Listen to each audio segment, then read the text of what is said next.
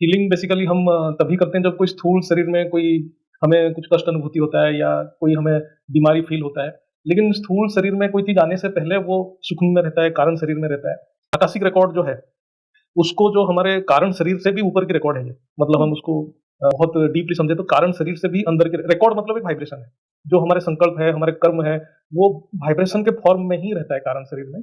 और उसको जब स्थूल में प्रकट होता है वो चीज़, वो कर्म के रूप में प्रकट होता है। हम वाणी के रूप में प्रकट करते हैं संकल्प को भी, और वो कर्म के रूप में हमारे शरीर के द्वारा प्रकट होता है।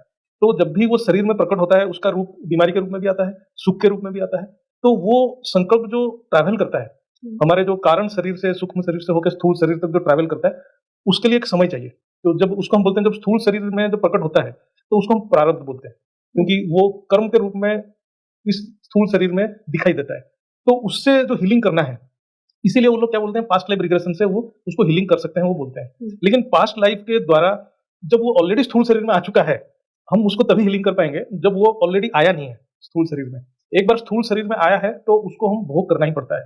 तो इधर मेडिसिन से ट्रीट करना पड़ेगा या कोई भी चीज में ट्रीट करना पड़ेगा, लेकिन उसका इफेक्ट को कम करने के लिए, जो स्थूल शरीर में कोई बीमारी आ गया, इफेक्ट को कम करने के लिए हमें उसको सूक्ष्म या कारण से हील करना पड़ेगा।